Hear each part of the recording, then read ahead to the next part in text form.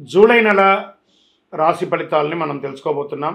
ఈ జ్యోతిష్యం అనేది ప్రతి ఒక్కరికి కూడా నాకు ఈ నెల ఎలా ఉంటుంది, నాకు వ్యాపారం బాగుంటుందా, నాకు ఉద్యోగం బాగుంటుందా, నాకు వివాహం అవుతుందా, నేను రాజకీయాల్లో బాగుంటానా, నాకు సంతానం అవుతుందా,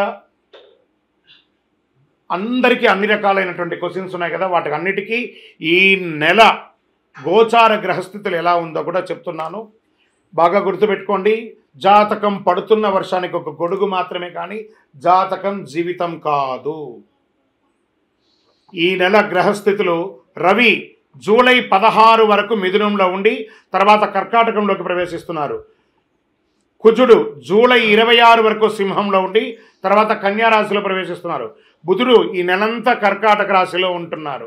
గురుడు ఈ నెలంతా మిథున రాశిలో ఉంటున్నారు. శుక్రుడు జూలై 24 వరకు వృషభ రాశిలో ఉండి తర్వాత మిథున రాశిలోకి ప్రవేశిస్తారు.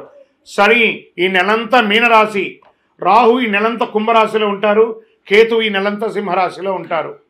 గోచార గ్రహస్థితులు బట్టి ఈ నెల రాశి ఫలితాలన్నీ ప్రిడిక్ట్ చేయడం జరుగుతుంది.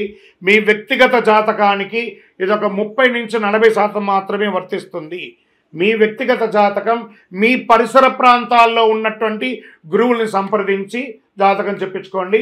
లేదా మా ద్వారా చెప్పించుకోవాలనుకుంటున్నారా, కింద కనబడుతున్నటువంటి మా నెంబర్కి వాట్సప్ చెయ్యండి. జ్యోతిషాస్త్రరీత్యా ద్వాదశ రాశుల్లో 3వ రాశి అయినటువంటి మిథున రాశి మిత్రులారా, మీరు మృగశిరా నక్షత్రం 3-4 పాదములు, ఆరుద్ర నక్షత్రం 1-2-3-4 పాదములు, పునర్వసు నక్షత్రం 1-2-3 పాదాలకు జన్మించిన మీరు మిథున రాశి వారిగా పరిగణించబడుతున్నారు. ఈ నెల మీకు శుభాశుభ ఫలితాలు ఎలా ఉన్నాయంటే, మంచి అవకాశాలు ఒక 60%, చెడు అవకాశాలు ఒక 40% వరకు మిశ్రమంగా ఉందని కూడా చెప్పచ్చు. ఉద్యోగులు జీతభత్యాలు పెరిగే అవకాశాలు ఉన్నాయి. వేరే సంస్థలకు మారే అవకాశాలు ఉన్నాయి. ఐటీలో, ప్రైవేట్ రంగంలో ఉన్న వాళ్ళకి, గవర్నమెంట్లో ఉన్న వాళ్ళకి ప్రమోషన్ వచ్చే అవకాశాలు ఉన్నాయి. నిరుద్యోగులకు ఉద్యోగాలు, విదేశీయ కంపెనీలో ప్రయత్నం చేసేవారికి ఇదొక మంచి సమయం అని చెప్పచ్చు. జాగ్రత్తగా ఆఫర్ లెటర్స్ అంతా కూడా చదివి సంతకం పెట్టి అవకాశం పొందండి. వ్యాపారాలు అంచనాలకు మించి రాబడి ఉంటుంది. Get ready. మీ పాత స్టాక్ అంతా ఖర్చు అయిపోతుంది. అద్భుతంగా ఉంటారు. ఆర్థిక పరిస్థితి చాలా అద్భుతంగా ఉంటుంది. అదనపు ఆదాయపు ప్రయత్నాలన్నీ ఫలిస్తాయి. ఆకస్మిక ధనలాభానికి అవకాశాలు ఉన్నాయి. ఆశించిన పురోగతి మీరు కోరుకున్నది సమాజంలో ఉంటుంది. వ్యాపారవేత్తలు మంచి ఆదాయాన్ని పొంది అనుకున్న పనులను అనుకున్నట్టు పూర్తి చేస్తారు. ఈ constructions material, constructions, real estate వారికి ఇదొక మంచి సమయం కూడా చెప్పచ్చు. ముఖ్య వ్యవహారాల్లో కుటుంబ సభ్యుల సహాయ సహకారాలు లభిస్తాయి. ఆస్తి వ్యవహారాలు ఒకటి అనుకూలంగా వచ్చే అవకాశాలు, పరిష్కారమయ్యే అవకాశాలు ఉన్నాయి. పిల్లలు బాగా వృద్ధిలోకి వస్తారు. సంతాన ప్రాప్తి కోసం ప్రయత్నం చేసే వాళ్ళకి ఇదొక మంచి సమయం అని చెప్పచ్చు. విద్యార్థులు ఘన విజయాలు సాధిస్తారు. మీరు కోరుకున్న స్కూల్ కానీ, యూనివర్సిటీ కానీ, విదేశీయ చదువు కానీ అన్నీ వస్తుంది. హెచ్ఎన్వి వీసాకు ఎదురు చూస్తున్న వాళ్ళు, లేదా విదేశాలకి వీసాల కోసం ఎదురు చూస్తున్న వాళ్ళకంటే ఇద్దరికి ఇది మంచి సమయం అని కూడా చెప్పచ్చు. మీకు ఇచ్చినటువంటి అసైన్మెంట్లో తనిఖీ చేసేటప్పుడు ఏమైనా తప్పులు లేకుండా ఒక్కసారికి 4 సార్లు చదివి అప్పుడు సబ్మిట్ చేయండి. ప్రేమ వ్యవహారాలు సానుకూలంగా ఉంటుంది. ఆరోగ్య సమస్యలు, కమ్యూనికేషన్ ఇబ్బందులు తలెత్తే అవకాశాలు చాలా ఉన్నాయి. జలుబు, తలనొప్పి, జ్వరం, అలర్జీ రావచ్చు. కొలెస్ట్రాల్ మరియు బీపీ, రక్తపోటు స్థాయిలో హెచ్చు తగ్గులు ఉండొచ్చు.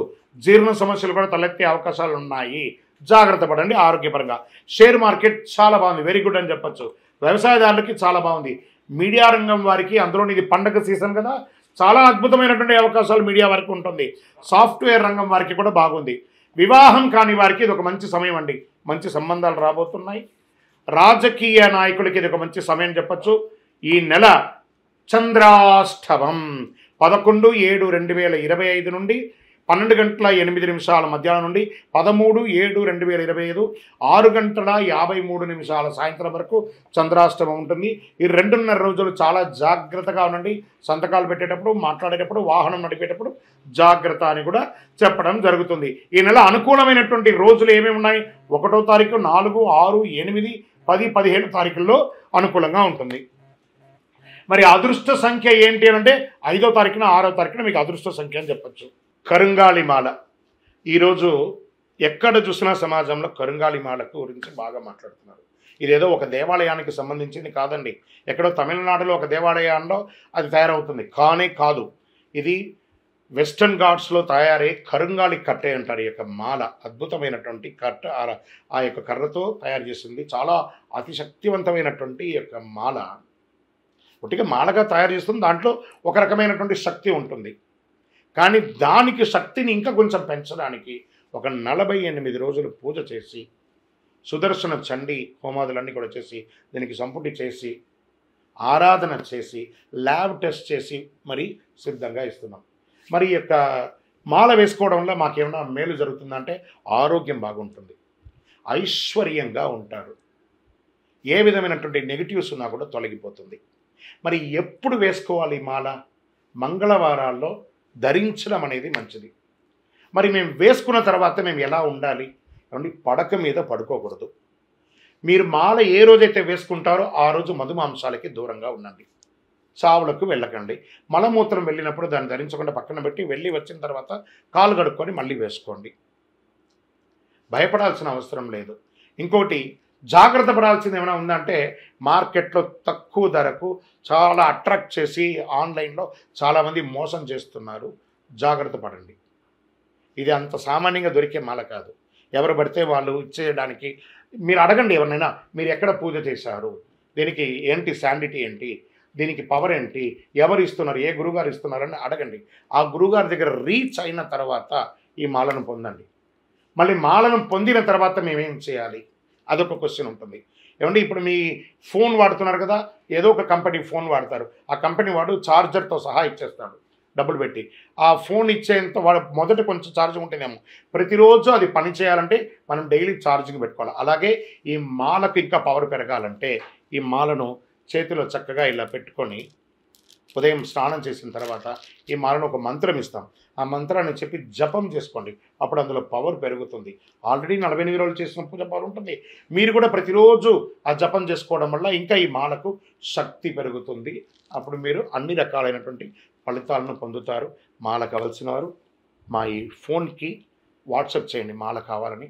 తప్పకుండా మా అడ్మిన్స్ మీకు రిప్లై ఇస్తారు. ఈ నెల ఆరాధించవలసినటువంటి దైవం ఎవరు?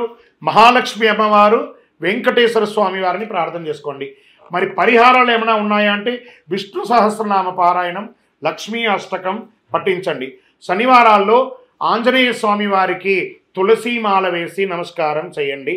మహామృత్యుంజయ జపాన్ని వింటూ ఉండండి, చాలా గొప్పగా ఉంటారు.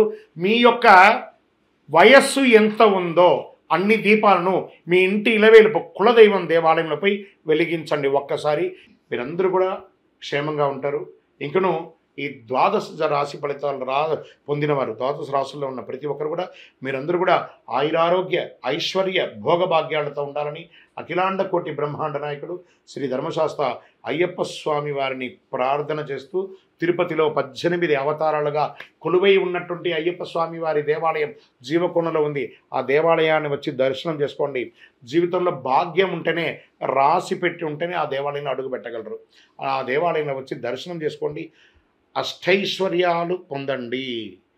మీకోసం ఎప్పుడు ప్రార్థన చేస్తూ ఉంటాను. చంద్రమౌళి వెంకటేష్ శర్మ. వందే మాతరం, వందే మాతరం, వందే మాతరం. విజయోస్తు.